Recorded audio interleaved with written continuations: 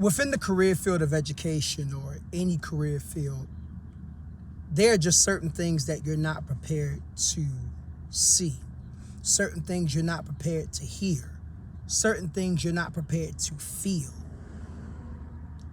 And I've experienced one of those things, not once, but twice within 2 months.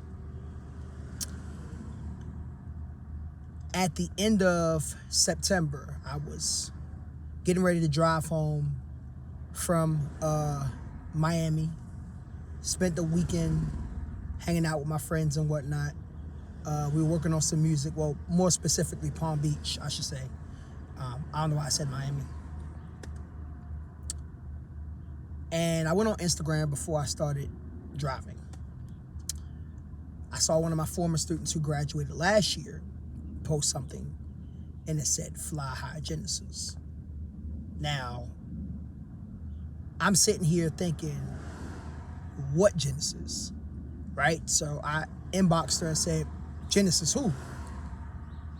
And she said, Elios' little or older sister. And my heart dropped, y'all. My heart immediately dropped. I couldn't even, at that point, I couldn't even start driving yet. I was so heartbroken. This is a young woman that I taught when she was in 7th grade. I taught her when she was in 7th grade, and she graduated 2 years ago. She would always come by my classroom when she was in high school to say hi and let me know how she was doing and things of that sort of nature. And it just felt like in that moment, my heart shattered. Shattered into a billion pieces, metaphorically. This young lady wasn't even 21 years old. She would have been 21 this year in November. Passed away due to a car accident on I-4, which, if you don't know, is one of the worst highways in Florida. Probably, arguably, one of the worst highways in America. Worst interstates. Right? The pain didn't stop there. Just recently, literally a week ago, I got a phone call from my principal. He said another one of my students, well, not another one of my students, he didn't know about the first one, but I'm saying one of my current students who is or was currently in my 3rd period passed away due to a car accident. His name was Hezekiah. I lost it at that point, y'all. Broke down like I had never broken down before. Just boo-hoo crying, sobbing. I mean, when he called me, I maintained my composure. But when I got off the phone with him, I'm not even gonna lie to y'all, I was devastated. Completely devastated.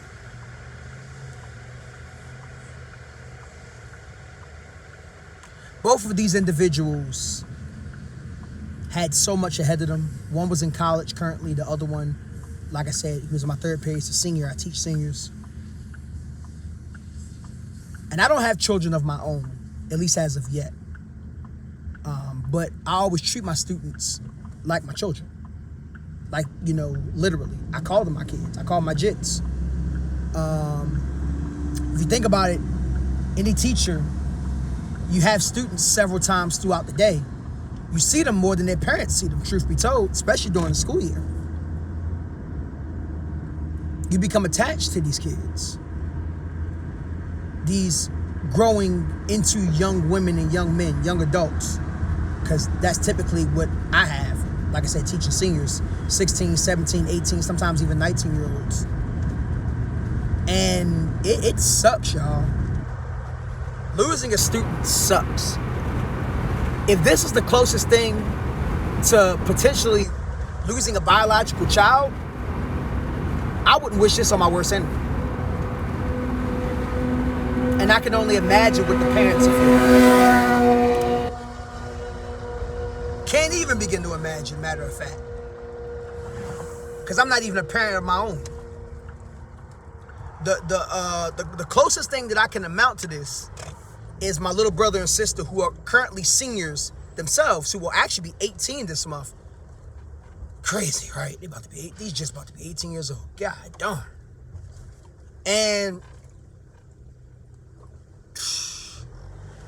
I don't even want to imagine. You know what I'm saying? Like, we just not gonna go no further now. I don't know. But yeah, man, nothing in this line of work prepares you for that. I spent the whole week just trying to figure out, how do I process this, right? There's no easy way to process grief, and grief, it impacts everybody differently, right? So I know for me, when I'm grieving, typically I just let it all out. I know there's a stereotype where they say men don't really grieve, they just hold it in until one day, and I'm like, no, that's not me. I let it all out because I'm a firm believer where I don't want it to explode. You know what I'm saying? Because that could put you in a position that's more harm than good. So I'm of the firm belief that you make it happen when you can, in terms of where you grieve. I'm not saying you grieve every waking minute, but I do say, you have your moments and you just kind of go from there. You know what I'm saying? Just simply put, like, it's okay to cry. It's okay to feel away. It's not okay to essentially hold it in, right? I tell anybody that grieves, hey, you grieve how you want to grieve. If there's one thing I will tell people, is just don't hold it in. Let it out. When you need to let it out, let it out. And the one thing I'm so thankful for is that my school, has been extremely supportive during this time. I mean, my principal, counselors, and not just of me, but the kids, because, my kids were affected. A lot of them were like really good friends with him. He was a gentle giant, if you will. And even with Genesis, I mean, not everybody at the school knew about the Genesis situation, but, a lot of my former kids that knew her, they were affected by this, you know what I'm saying? It hit them like a brick. I can only imagine how Elio, was feeling. That's his sister. Like, to lose a sibling that you're close to, like, that junk sucks. And man, I think, my thoughts and prayers go out to him. And my thoughts and prayers also go out to, her family and Hezekiah's family as well. And it's just no easy way to get through this. I am heartbroken. And even in the midst of my heartbroken, I am doing my best to just trust God through the process. I haven't even asked God why, but I did have a moment where I said, God, how much more heartbreak can I take? It hurts, y'all. These were literally my kids. And just, I'm not old. I'm only 34 years old, but anytime somebody that's younger than me passes away, I just think about how much more life they had to live. I often find myself comparing their age to where I was at their age of their passing. And I look at it and I'm just like, when I was 20 years old, I had nothing figured out. Shoot, again, I'm 34. I still feel like I have nothing figured out, right?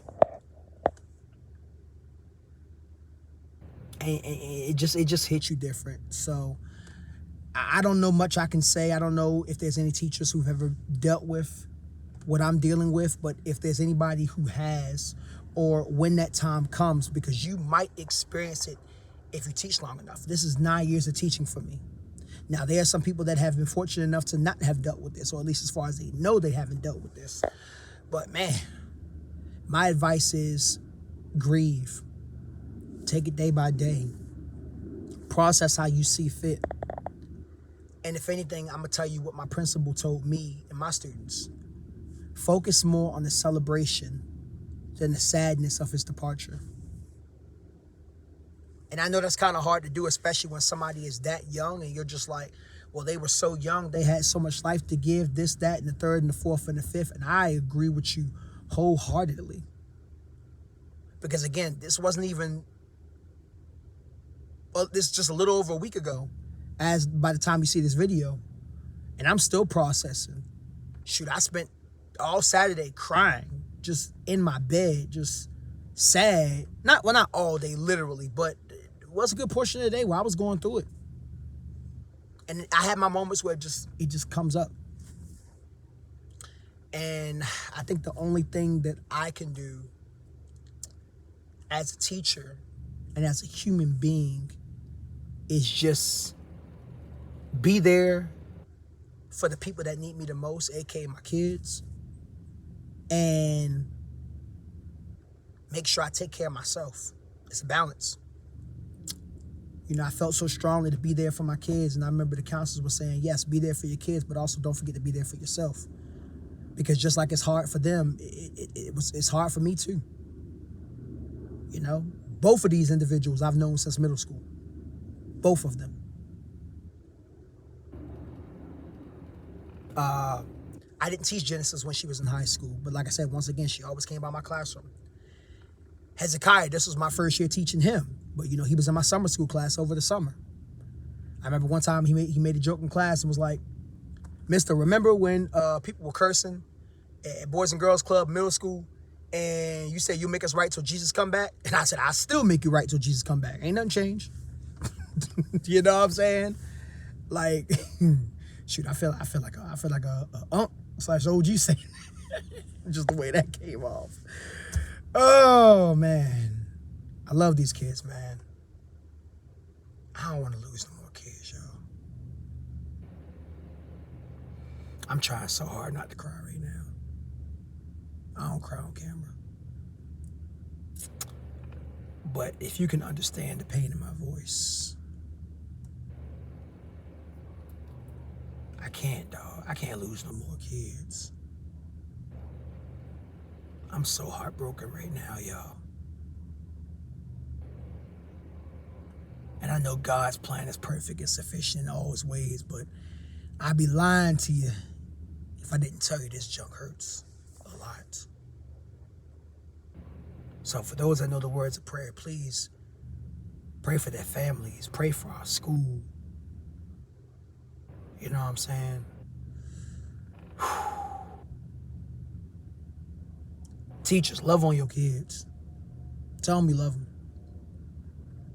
Because it's now getting that real that I'm starting to realize you never know when it's going to be your last day seeing them. Granted, I've had students that passed away within my school before, but it hits a lot closer to home when it's one of your kids. If I could, I would hug every single kid that I have every single day. But some of my kids don't like that, and I'm not always in a huggy mood, so yeah. But man, tell your kids you love them. Families, tell your kids you love them. Anybody who's watching this, just tell them you love them. You don't know when it's going to be the last day you're physically going to see them. Marcus Frazier from Teachable Tuesdays, here to motivate you, encourage you, and inspire you to be a better you. I love you guys.